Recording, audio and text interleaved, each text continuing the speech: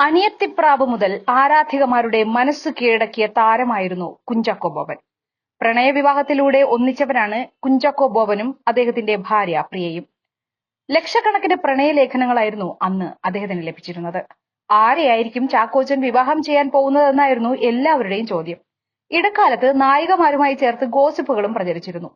പെട്ടെന്നൊരു സുപ്രഭാതത്തിലായിരുന്നു പ്രിയയെക്കുറിച്ച് ചാക്കോച്ചൻ വെളിപ്പെടുത്തുന്നത്. കരിയറിലും ജീവിതത്തിലും ഒരുപോലെ സപ്പോർട്ടാണ് പ്രിയ. സിനിമയിലേക്കുള്ള സെക്കൻഡ് ഹണിമൂൺ ആയിരുന്നു ലോലിപോപ്പ്. പേര് സൂചിപ്പിക്കുന്നത് പോലെ മധുരമായിട്ടുള്ള ഒരു എക്സ്പീരിയൻസ് ആയിരുന്നു അത്. യൂത്ത് ഓറിയന്റഡ് ആയിട്ടുള്ള ഒരു സിനിമയിലൂടെ വേണം രണ്ടാം വരവ് എന്ന് ആഗ്രഹിച്ചിരുന്നു.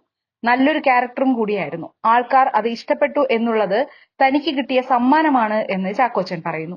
ഉദയയുടെ ബാനറിൽ ഒരു സിനിമ ചെയ്യാൻ ആഗ്രഹമുണ്ട് എന്ന് പറഞ്ഞാണ് ഷാഫിയെ കാണാൻ ചെല്ലുന്നത്. അതിനു മുൻപ് വേറൊരു സാധനം ചെയ്യാമെന്നായിരുന്നു ഷാഫിയുടെ മറുപടി. അങ്ങനെ ഒരു ഓപ്പണിംഗ് ആഗ്രഹിച്ചിരിക്കുകയായിരുന്നു താനും എന്ന് ചാക്കോച്ചൻ പറഞ്ഞു. ബെന്നിച്ചേട്ടനാണ് തന്നോടും ജയനോടും കഥ പറഞ്ഞത്. വേറൊന്നും ആലോചിച്ചില്ല. അപ്പോൾ തന്നെ ഓക്കെ പറഞ്ഞു. ആലോചിച്ചിരുന്നാൽ അവർ വേറെ ആളെ എടുക്കുമോ എന്ന് അറിയില്ലായിരുന്നു.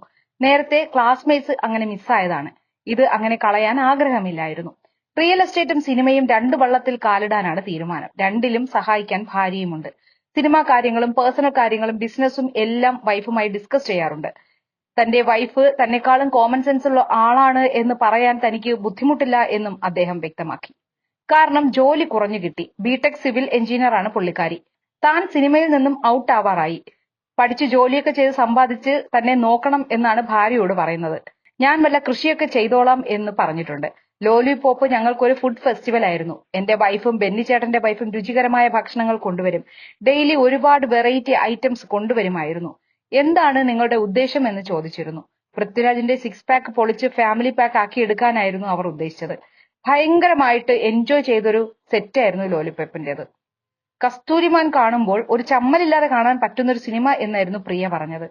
ഞാൻ ലോഹിയേട്ടനെ വിളിച്ച് ഇതേക്കുറിച്ച് പറഞ്ഞിരുന്നു. ഭാര്യയ്ക്ക് വിവരമുണ്ടെന്നായിരുന്നു പുള്ളി പറഞ്ഞത്. എന്റെ പേഴ്സണൽ ലൈഫിലെ എലമെന്റ് അതിൽ കിടക്കുന്നുണ്ട്. എനിക്കത് നന്നായിട്ട് ചെയ്യാൻ പറ്റിയതിന്റെ കാരണം അതാണ്. അത് എനിക്കും ഫീൽ ചെയ്തിട്ടുണ്ടെന്നും ലോഹിയേട്ടൻ പറഞ്ഞിരുന്നു. സാജൻ ആലൂക്ക എന്ന ക്യാരക്ടർ എന്റെ റിയൽ ലൈഫുമായി വളരെ അടുത്തു നിൽക്കുന്ന കഥാപാത്രമാണെന്ന് മനസ്സിലായതായി അദ്ദേഹവും സൂചിപ്പിച്ചിരുന്നു. കല്യാണത്തിന് മുൻപ് ഞാൻ ജീവിതത്തിൽ വിജയിച്ചിട്ടുണ്ടെങ്കിൽ അത് അമ്മയുടെ പ്രാർത്ഥനയും പിന്തുണയും കൊണ്ടാണ്. ഓട്ടോറിക്ഷയിൽ പോവാനും നടന്നു പോവാനും ഒന്നും എനിക്കൊരു ബുദ്ധിമുട്ടില്ല. ബുദ്ധിമുട്ടുകളൊക്കെ മനസ്സിലാക്കി അറിഞ്ഞ് പഠിച്ചു വേണം മക്കളെ വളർത്താൻ എന്ന് ഞാനും പ്രിയയും പറയാറുണ്ട്. ഞാൻ ഇത്ര സിനിമ ചെയ്തു, ഇത്ര സമ്പത്തുണ്ട് എന്നൊന്നും പറഞ്ഞല്ല മക്കളെ വളർത്തേണ്ടത്. എല്ലാം അറിഞ്ഞു വളരട്ടെ എന്നായിരുന്നു അഭിമുഖത്തിൽ അദ്ദേഹം പറഞ്ഞത്.